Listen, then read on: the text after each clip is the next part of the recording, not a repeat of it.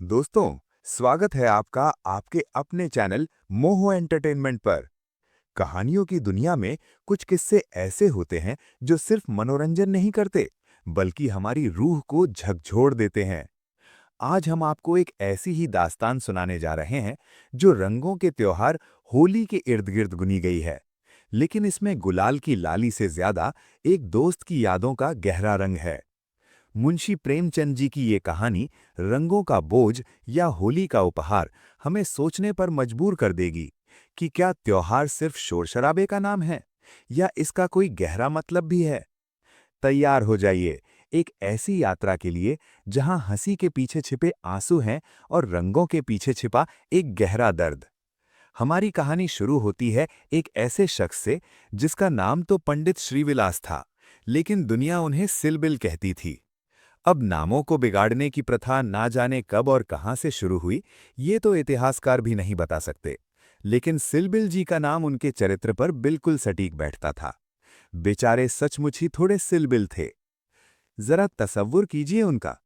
दफ्तर जाने के लिए तैयार हो रहे हैं, अचकन बहुत सुंदर पहनी है, शेरवानी की फिटिंग लाजवाब है, लेकिन नीचे देखिए तो पजामे का इजार बंद लटक रहा है। सिर पर अंग्रेजी फेल्ट कैप है, लेकिन उसके नीचे से एक लंबी सी पारंपरिक चुटिया झांक रही है, यानी आधा तीतर आधा बटेर। वे दुनियादारी में कच्चे थे, सीधे थे, और शायद इसीलिए लोग उन्हें सिलबिल कहते थे। लेकिन सिलबिल जी की एक और खासियत थी जो उन्हें बाकी दुनिया से अलग करती थी। उन्हें त्योहारों से एक अजीब सी चिढ़ थी। दिवाली आती, पूरा शहर दियों से जगमगाता, लोग जुआ खेलते, मिठाइयाँ बांटते, लेकिन सिलबिल जी, वे भलामानस एक कौड़ी भी हाथ में ना लेते। उन्हें शोर शराबे से नफरत थी। और होली, होली का दिन तो उनके लिए किसी भीषण परीक्षा से कम नहीं था। होली के 3 दिन पहले से ही वे घर में कैद हो जाते थे। बाहर निकलना तो दूर, घर के अंदर भी वे मातम मनाते हुए काले कपड़े पहनकर बैठे रहते थे। उनके दोस्त, जो होली के हुड़दंग में माहिर थे, हमेशा टोह में रहते थे कि कब बच्चा यानी सिलबिल बाहर निकले और कब उसे रंगों से नहला दें। लेकिन सिलबिल जी भी कम नहीं थे। वे जानते थे कि घर के अंदर घुसकर तो कोई फौजदारी नहीं कर सकता। कभी कभार धोखे से फंस भी जाते तो इतना गिड़गिड़ाते, इतना मिन्नतें करते कि सामने वाला भी दया खाकर उन्हें बिना रंगे छोड़ देता। लेकिन इस साल यानी 1389 की होली उनके लिए एक बहुत बड़ी समस्या लेकर आई थी। समस्या ये थी कि शास्त्रों के अनुसार 25 वर्ष तक ब्रह्मचर्य का पालन करने के बाद उन्होंने आखिरकार विवाह कर लिया था, और ब्रह्मचर्य के परिपक्व होने में जो थोड़ी बहुत कसर रह गई थी, उसे 3 वर्ष के गौने की मुद्दत ने पूरा कर दिया था। अब उनके घर में एक गृहिणी आ चुकी थी, चंपा। यद्यपि अपनी पत्नी चंपा से उन्हें कोई विशेष शंका नहीं थी, क्योंकि वे औरतों को सिर चढ़ाने के पक्ष में नहीं थे।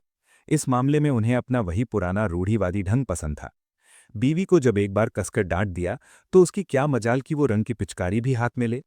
लेकिन असली विपत्ति ये थी कि इस बार होली मनाने के लिए उनके ससुराल वाले यानी उनके साले साहब आने वाले थे। और पुरानी कहावत है, बहन अंदर तो भाई सिकंदर। इन सिकंदरों के आक्रमण से बचने का उन्हें कोई उपाय नहीं सूझ रहा था। मित्र लोग घर में नहीं घुस सकते थे, लेकिन साले, उन्हें कौन रोक सकता है। वे तो घर के दामाद के भाई हैं, उनका तो अधिकार है। सिलबिल जी की रातों की नींद हराम हो गई थी। होली से एक दिन पहले की बात है। घर में तैयारियों की गहमा-गहमी थी। चंपा रसोई में गुजिया और पापड़ तल रही थी। सिलबिल जी उदास मुंह लिए बैठे थे। चंपा ने उन्हें देखा और आंखें फाड़कर बड़े ही आश्चर्य से पूछा, अरे भैया, क्या सचमुच इस बार भी रंग घर नहीं लाओगे? ये कैसी होली है बाबा? दुनिया भर में रंग उड़ रहा है और हमारा घर मातम मना रहा है। सिलबिल ने अपनी आदत के अनुसार त्योरियां चढ़ा लीं। गुस्से में बोले, बस, मैंने एक बार कह दिया और बात दोहराना मुझे पसंद नहीं। मेरे घर में रंग नहीं आएगा और ना कोई उसे छुएगा। मुझे कपड़ों पर लाल छींटे देखकर मछली आने लगती है, उल्टी जैसा महसूस होता है। हमारे घर में ऐसी ही होली होती है, समझे? शांति वाली होली। चंपा बेचारी एक पतिव्रता स्त्री थी। उसने सिर झुकाकर धीमी आवाज में कहा, तो ना लाना रंग संग, मुझे रंग लेकर क्या करना है? जब तुम ही रंग न छुओगे तो मैं कैसे छू सकती हूं? तुम्हारी खुशी में ही मेरी खुशी है। सिलबिल ये सुनकर प्रसन्न हो गए। उन्हें लगा कि उन्होंने मोर्चा जीत किया। वे बोले, निस्संदेह यही साध्वी स्त्री का धर्म है। तुम बहुत समझदार हो चंपा। लेकिन तभी उनके चेहरे पर फिर से चिंता की लकीरें उभर आईं। लेकिन वो तुम्हारे भैया तो आने वाले हैं, वे क्यों मानेंगे? वे तो हुड़दंग मचाने ही आ रहे हैं। चंपा ने पूछा, तो अब क्या होगा? सिलबिल ने एक शैतानी मुस्कान के साथ कहा, उनके लिए भी मैंने एक अचूक उपाय सोच लिया है, बस उसे सफल बनाना तुम्हारा काम है। चंपा, क्या उपाय? सिलबिल, मैं बीमार बन जाऊंगा, एक मोटी चादर ओढ़कर कोने में लेट रहूंगा, कराहता रहूंगा। तुम उनसे कहना कि इन्हें जोर का ज्वर यानी बुखार आ गया है, डॉक्टर ने हवा में निकलने से मना किया है। बस वे डर जाएंगे और मुझे नहीं रंगेंगे। चलो, छुट्टी हुई। चंपा ने अपनी बड़ी बड़ी आंखें नचाकर एक सुहागिन की तरह कहा, ए नौजाओ, कैसी अशुभ बातें मुंह से निकालते हो? ज्वर जाए मुद्दई के घर, यहां आए तो मुंह झुलस दूं उसने घोड़े का। बीमारी का नाम भी मत लो। सिलबिल झुंझला गए। अरे तो फिर दूसरा उपाय ही क्या है? अगर मैं बीमार नहीं बनूंगा तो वे मुझे रंग कर जोकर बना देंगे। चंपा ने हार मान ली। ठीक है, जैसा तुम कहो, मैं कह दूंगी। सिलबिल ने अपनी योजना को और पुख्ता किया। तुम ऐसा करना, मैं ऊपर वाली छोटी कोठरी में छिपकर बैठ जाऊंगा। तुम उनसे कह देना कि उन्होंने जुलाब लिया है, पेट खराब है। बाहर निकलेंगे तो हवा लग जाएगी और तबीयत बिगड़ जाएगी। पंडित जी अपनी इस योजना पर खुद ही खिल उठे। बस बस, यही सबसे अच्छा है। पेट दर्द का बहाना, इसमें किसी को शक भी नहीं होगा और हमदर्दी भी मिलेगी। 1389 की होली का दिन आ गया। बाहर हाहाकार मचा हुआ था। पुराने जमाने की वो सभ्य होली जिसमें सिर्फ अबीर और गुलाल उड़ता था, अब इतिहास बन चुकी थी। अब तो नीले, हरे, काले, पक्के सभी रंगों का मेल हो गया था। लोग एक दूसरे को रंगने के लिए नहीं, बल्कि उनका हुलिया बिगाड़ने के लिए दौड़ रहे थे। इस संगठन से बचना किसी आम आदमी के लिए तो संभव नहीं था। हाँ, देवता ही बच सकते थे। सिलबिल के दोनों साले, बड़े और छोटे, सुबह सुबह आ धमके। वे मोहल्ले भर के मर्दों, औरतों, बच्चों और बूढ़ों का निशाना बने हुए थे। आते आते उनकी हालत ऐसी हो गई थी कि पहचानना मुश्किल था। बाहर के दीवान खाने के फर्श, दीवारें, यहां तक कि तस्वीरें भी रंग उठी थीं। घर में भी यही हाल था। मोहल्ले की नंदे भला कब मानने लगी थीं। घर का परनाला तक रंगीन पानी उगल रहा था। बड़े साले ने घर में घुसते ही अपनी रंगी हुई सूरत के साथ पूछा, क्यों री चंपा, जीजाजी कहाँ हैं? दिखाई नहीं दे रहे। क्या सचमुच उनकी तबीयत अच्छी नहीं? खाना खाने भी नहीं आए? चंपा ने अपनी भूमिका बखूबी निभाई।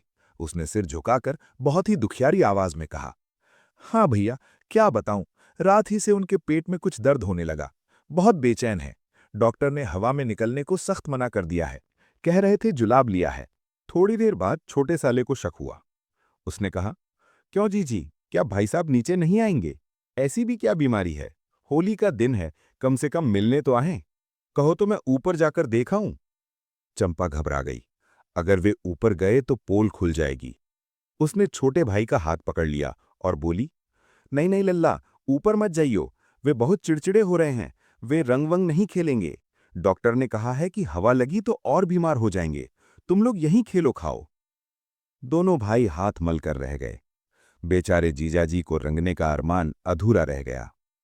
लेकिन शैतान का दिमाग खाली नहीं बैठता। सहसा छोटे भाई को एक खुरापाती बात सूझी। उसने बड़े भाई के कान में कहा, भैया, जीजाजी बीमार हैं तो क्या हुआ? उनके कपड़ों के साथ तो होली खेल सकते हैं। कपड़े तो बीमार नहीं है ना? बड़े भाई के मन में ये बात बैठ गई।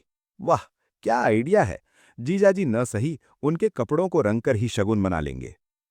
बहन बेचारी अब क्या करती। सिकंदरों ने जबरदस्ती उससे संदूक की कुंजियां यानी चाबियां छीन ली और फिर शुरू हुआ तांडव। उन्होंने सिलबिल के सारे कपड़े, धोती, कुर्ता, अचकन, यहां तक कि रूमाल और बनियान भी संदूक से निकाल निकाल कर बाहर आंगन में फेंक दिए और उन पर बाल्टी भर भर कर रंग डालना शुरू कर दिया। ये लो जीजाजी की धोती, लाल कर दो। ये रही उनकी नई अचकन, इसे हरा कर दो। रूमाल तक न छोड़ा। जब चंपा ने रोते धोते उन कपड़ों को आंगन में अलगनी पर सूखने को डाला तो ऐसा जान पड़ रहा था मानो किसी रंगरेज ने ब्याह के जोड़े रंगे हों। पूरा आंगन रंग बिरंगे कपड़ों से भर गया था। और सिलबिल सिलबिल जी ऊपर वाली कोठरी की खिड़की की झिरी से बैठे बैठे ये तमाशा देख रहे थे, पर जबान न खोल सकते थे। अगर बोलते तो बीमारी का नाटक खुल जाता। उनकी छाती पर सांप सा लौट रहा था। हे भगवान, मेरे सारे कपड़े सत्यानाश हो गए। दफ्तर जाने के लिए एक भी सफेद कपड़ा नहीं बचा। इन दुष्टों को मेरे कपड़ों से न जाने क्या बैर था। ये कैसा प्यार है। वे मन ही मन गालियां दे रहे थे, पर बाहर एकदम सन्नाटा था। दोपहर हो गई। घर में नाना प्रकार के स्वादिष्ट व्यंजन बन रहे थे। पूरी, कचौड़ी, दही बड़े, गुझिया, हलवा, खुशबू ऊपर कोठरी तक आ रही थी। सिलबिल जी की नाक फड़क रही थी। भूख से पेट में चूहे कूद रहे थे। मोहल्ले की एक ब्राह्मणी के साथ चंपा भी खाना बनाने में जुटी हुई थी। दोनों भाई और कई अन्य सज्जन आंगन में भोजन करने बैठे। पत्तलें बिछ गईं। तभी बड़े साले ने, जो बहुत ही हमदर्द बन रहा था, चंपा से पूछा, अरे चंपा, हम तो खा रहे हैं, पर कुछ उनके लिए भी खिचड़ी विचड़ी बनाई है कि नहीं? बेचारे पेट दर्द में पूरियां तो खा न सकेंगे। चंपा को याद आया, अरे हाँ, अभी तो नहीं बनाई, अब बना लूंगी। बड़े भाई ने डांटा, वाह रे तेरी अकल, अभी तक तुझे इतनी फिक्र नहीं कि वो बेचारे बीमार हैं, क्या खाएंगे? तू तो इतनी लापरवाह कभी न थी। जा, जल्दी से चावल और मूंग की दाल निकाल ला। उनके लिए पतली सी सुपाच्य खिचड़ी बना दे। लीजिए, इधर मित्रों ने गर्मा गर्म समोसे और खस्ते उड़ाना शुरू किया, उधर बेचारे सिलबिल के लिए खिचड़ी पकने लगी। सिलबिल ऊपर बैठे अपनी किस्मत को रो रहे थे। उन्हें इस सारी विपत्ति का, इस सारे दुख का एक ही कारण मालूम होता था, विवाह। अगर शादी न करता तो ये चंपा ना आती, चंपा ना आती तो ये साले क्यों आते, ये ना आते तो कपड़े क्यों खराब होते, और होली के दिन मूंग की खिचड़ी क्यों खानी पड़ती। सब इस शादी का नतीजा है। मगर अब पछताने से क्या होता है। जितनी देर में लोगों ने भोजन किया, उतनी देर में खिचड़ी तैयार हो गई। बड़े साले ने खुद चंपा को थाली पकड़ाई और कहा, जा, जीजाजी को देकर आ। कहना कि गर्मा गर्म खा लें, पेट को आराम मिलेगा। चंपा खिचड़ी की थाली लेकर ऊपर पहुंची। सिलबिल ने थाली की ओर ऐसे देखा जैसे वो जहर का प्याला हो। उन्होंने कुपित नेत्रों से चंपा को घूरा और कहा, इसे मेरे सामने से हटा ले जाओ, मैं ये नहीं खाऊंगा। चंपा, क्या आज उपवास ही करोगे? सिलबिल, तुम्हारी यही इच्छा है कि मैं भूखा मरूं तो यही सही। चंपा, मैंने क्या किया, मैं तो सवेरे से जुटी हुई हूं। भैया ने खुद खिचड़ी डलवाई और मुझे यहां भेजा, मैं क्या करती?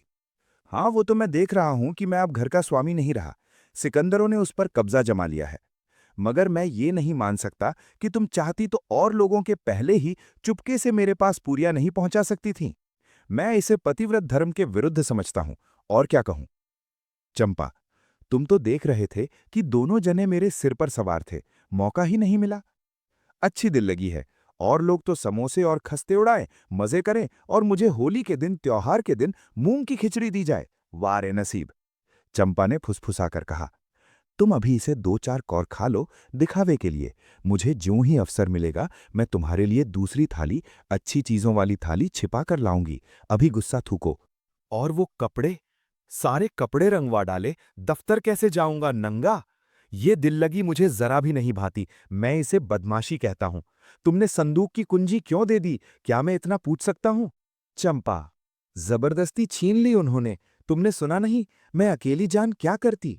सिलबिल, अच्छा, जो हुआ सो हुआ, ये थाली ले जाओ।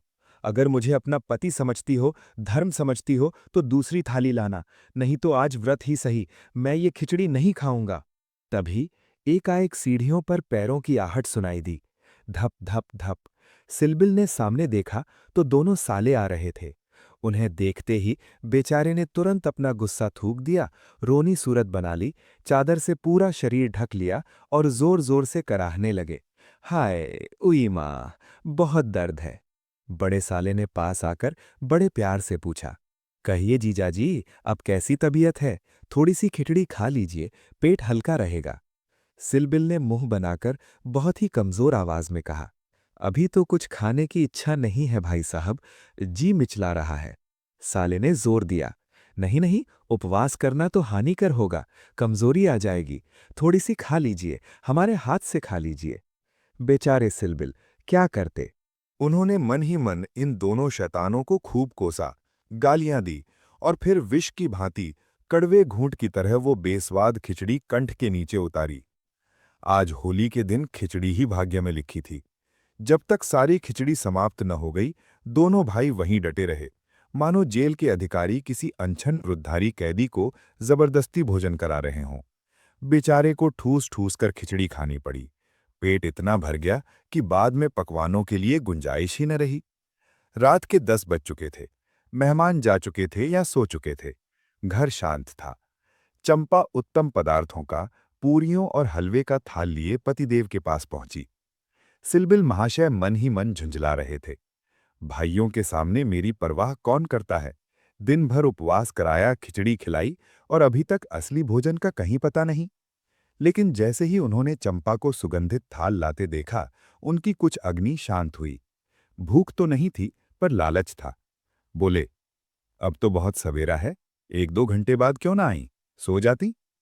चंपा ने सामने थाली रखकर मुस्कुराते हुए कहा, तुम तो ना हारी ही मानते हो, न जीती। ताने मारना कोई तुमसे सीखे। अब आखिर ये 2 मेहमान आए हुए हैं, मेरे भाई हैं। इनकी सेवा सत्कार न करूं तो भी तो काम नहीं चलता। तुम्ही को बुरा लगेगा कि पत्नी को तमीज नहीं।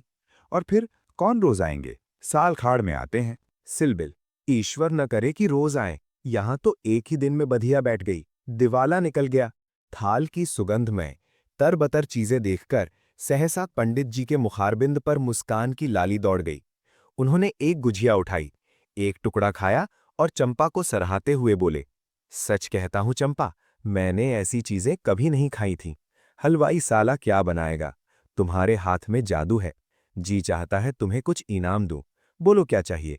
चंपा, तुम मुझे बना रहे हो, मक्खन लगा रहे हो। क्या करूं, जैसा बनाना आता है बना लाई। सिलबिल, नहीं जी, सच कह रहा हूं। मेरी तो आत्मा तक तृप्त हो गई। आज मुझे ज्ञात हुआ कि भोजन का संबंध उदर यानी पेट से इतना नहीं जितना आत्मा से है। बतलाओ क्या इनाम दूं? कोई गहना चाहिए? साड़ी चाहिए? चंपा ने उनकी आंखों में देखा और एक शरारती मुस्कान के साथ कहा, जो मांगूंगी वो दोगे? सिलबिल, दूंगा। जनेऊ की कसम खाकर कहता हूं, ब्राह्मण हूं, झूठ नहीं बोलूंगा। चंपा, ना दो तो मेरी बात जाए, फिर मत कहना। सिलबिल, कहता हूं भाई, अब कैसे कहूं? क्या स्टैम्प पेपर पर लिखा पढ़ी कर दूं? चंपा, अच्छा तो मांगती हूं, मुझे अपने साथ होली खेलने दो, बस यही इनाम चाहिए। ये सुनते ही पंडित जी का रंग उड़ गया, हाथ से गुजिया छूट गई, आंखें फाड़कर बोले, होली खेलने दूं? अरे पगली, मैं तो होली खेलता नहीं, कभी नहीं खेला। होली खेलना होता तो घर में छिपकर बीमार बनकर खिचड़ी खाकर क्यों बैठता? बाहर न चला जाता। चंपा ने जिद पकड़ ली, और के साथ मत खेलो, लेकिन मेरे साथ तो खेलना ही पड़ेगा। मैं तुम्हारी पत्नी हूं, मेरा हक है। सिलबिल, ये मेरे नियम के विरुद्ध है चंपा।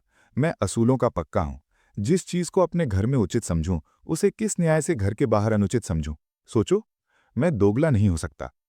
चंपा ने सिर नीचा करके बहुत ही गंभीर स्वर में एक तर्क दिया, जिसने सिलबिल को निरुत्तर कर दिया। घर में ऐसी कितनी बातें तुम उचित समझते हो, जो घर के बाहर करना अनुचित ही नहीं, पाप भी है। पति पत्नी का प्रेम घर में धर्म है, बाहर बेशर्मी। तो होली भी घर में खेल लो। पंडित जी झेंप गए। तर्क लाजवाब था। बोले, अच्छा भाई, तुम जीती, मैं हारा। तुम वकीलों की भी कान काटती हो। अब मैं तुमसे यही दान मांगता हूं कि पहले मेरा पुरस्कार दे दो, पीछे मुझसे दान मांगना। ये कहते हुए चंपा ने, जो पहले से तैयारी करके आई थी, पास रखे लोटे का रंग उठाया और छपाक से पंडित जी को सिर से पांव तक नहला दिया। जब तक वे उठकर भागे, उसने अपनी मुट्ठी भर गुलाल लिया और उनके सारे मुंह में, बालों में पोत दिया। पंडित जी लाल, हरे, पीले हो गए। वे रोनी सूरत बनाकर बोले, अभी और कसर बाकी हो तो वो भी पूरी कर लो। मैं जानता था कि तुम मेरी आस्तीन का सांप बनोगी। अब और कुछ रंग बाकी नहीं रहा, लाओ वो भी डाल दो। चंपा ने पति के मुख की ओर देखा। वो हंसना चाहती थी, पर ठिठक गई। उसने देखा कि सिलबिल के चेहरे पर हंसी नहीं, बल्कि मनोवेदना, दिल का दर्द का गहरा रंग झलक रहा था। उनकी आंखों में एक अजीब सी उदासी थी। चंपा पछताकर बोली, क्या तुम सचमुच बुरा मान गए हो? मैंने तो मजाक किया था। मैं तो समझती थी कि तुम केवल मुझे चिढ़ा रहे हो। श्रीविलास सिलबिल ने गहरी सांस ली। उनकी आवाज कांप रही थी। वे बोले, नहीं चंपा, मुझे बुरा नहीं लगा, और ना ही मैं तुमसे नाराज हूं। हां, आज तुमने मुझे उस कर्तव्य की याद दिला दी जो मैं अपनी कायरता और अपनी मस्ती के कारण भुला बैठा था। उन्होंने दीवार पर टंगे एक पुराने चित्र की ओर इशारा किया।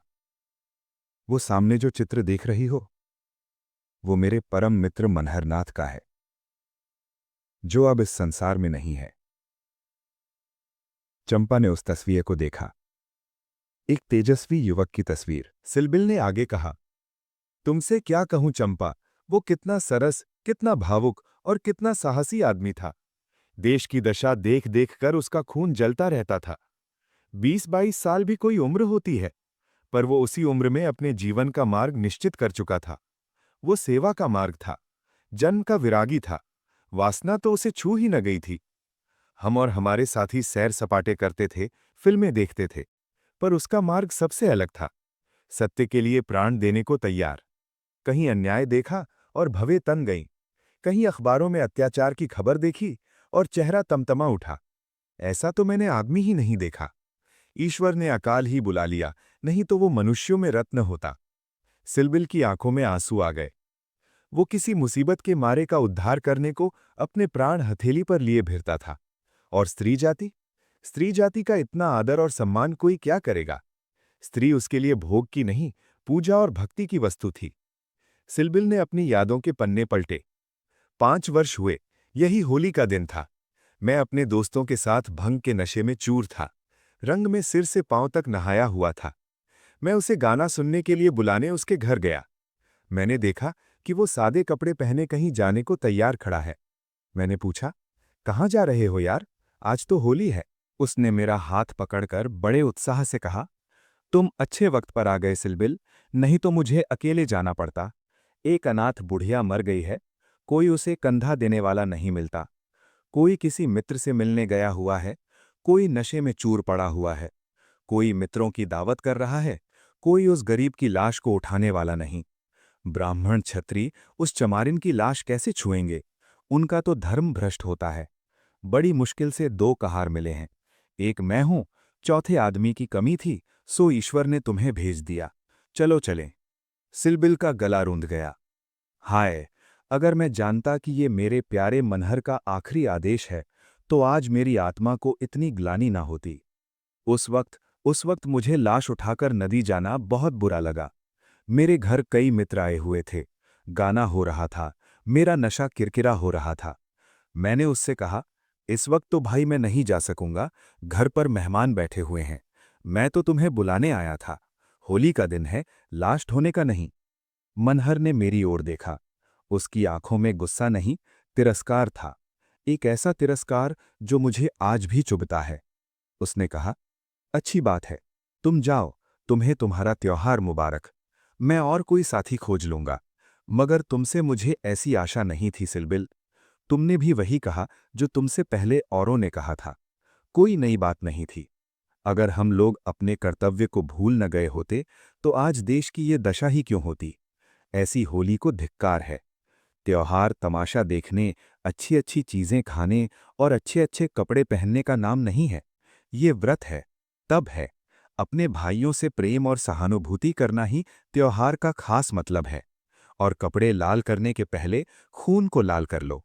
सफेद ठंडे खून पर ये लाली शोभा नहीं देती। ये कहकर वो चला गया, अकेला। ये कहकर वो चला गया, अकेला। सिलबिल सिसकने लगे। मुझे उस वक्त ये फटकारें बहुत बुरी मालूम हुई। मैंने सोचा, बड़ा आया उपदेश देने वाला। अगर मुझमें वो सेवाभाव न था, तो उसे मुझे यूं धिक्कारने का कोई अधिकार न था। मैं घर चला आया, पर वे बातें, वो शब्द बराबर मेरे कानों में गूंजते रहे। होली का सारा मजा बिगड़ गया। मैंने भंग का प्याला फेंक दिया। उसके बाद 1 महीने तक हम दोनों की मुलाकात न हुई। कॉलेज इम्तिहान की तैयारी के लिए बंद हो गया था।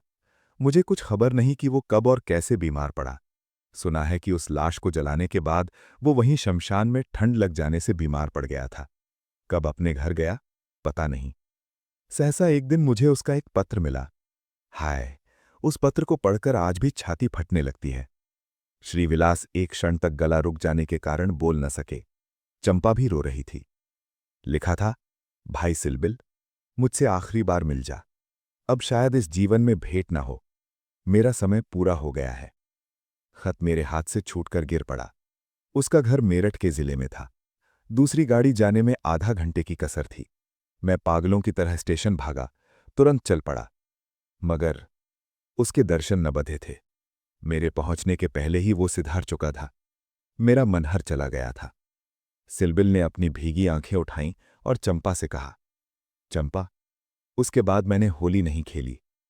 होली ही नहीं, और सभी त्योहार छोड़ दिए। मुझे रंगों से नफरत नहीं, डर लगता है। मुझे लगता है कि मैं इन रंगों के लायक नहीं हूं। ईश्वर ने शायद मुझे क्रिया यानी कर्म की शक्ति नहीं दी। अब बहुत चाहता हूं कि कोई मुझसे सेवा का काम ले। मैं खुद आगे नहीं बढ़ सकता, लेकिन पीछे चलने को तैयार हूं। पर मुझसे कोई काम लेने वाला भी नहीं रहा। फिर उन्होंने एक गहरी सांस ली और उनके चेहरे पर एक शांति छा गई। लेकिन आज आज वो रंग डालकर तुमने मुझे उस धिक्कार की, उस कर्ज की याद दिला दी। तुमने मुझे जगा दिया। ईश्वर मुझे ऐसी शक्ति दे कि मैं मन में ही नहीं, कर्म में भी मनहर बनूं। आज से ये रंग मेरे लिए सजा नहीं, संकल्प है। ये कहते हुए श्रीविलास ने तश्तरी से एक मुट्ठी गुलाल निकाला। वे उठे और उस चित्र के पास गए। उन्होंने बड़े आदर से, जैसे किसी देवता को चढ़ाते हैं, वो गुलाल मनहर के चित्र पर छिड़क दिया और हाथ जोड़कर प्रणाम किया। होली मुबारक हो दोस्त। और उस दिन उस कोठरी में रंगों का असली मतलब समझ में आया। दोस्तों, ये थी मुंशी प्रेमचंद जी की कहानी होली का उपहार या रंगों का बोझ। ये कहानी हमें बताती है कि त्योहार सिर्फ खुशियां मनाने का नहीं, बल्कि दूसरों के दुख में शामिल होने का नाम है। मनहर चला गया, लेकिन वो सिलबिल को और हम सबको एक बहुत बड़ा सबक दे गया। आपको ये कहानी कैसी लगी? क्या सिलबिल का प्रायश्चित सही था? क्या हम भी अपने त्योहारों में किसी अनाथ, किसी गरीब को याद करते हैं? हमें कमेंट्स में जरूर बताएं। आपके विचार हमारे लिए बहुत मायने रखते हैं। अगर इस कहानी ने आपकी आंखों में भी नमी ला दी है, तो इस वीडियो को लाइक करें और हाँ, वीडियो को अपने दोस्तों के साथ शेयर करें, ताकि इस होली पर हम सिर्फ चेहरे ना रंगे, दिलों को भी रंगे। ऐसी ही दिल को छू लेने वाली कहानियों के लिए मुहू एंटरटेनमेंट को अभी सब्सक्राइब करें। मैं हूं आपका दोस्त, फिर मिलूंगा एक नई कहानी के साथ। तब तक के लिए रंगों को महसूस कीजिए और खुशियां बांटिए। जय हिंद।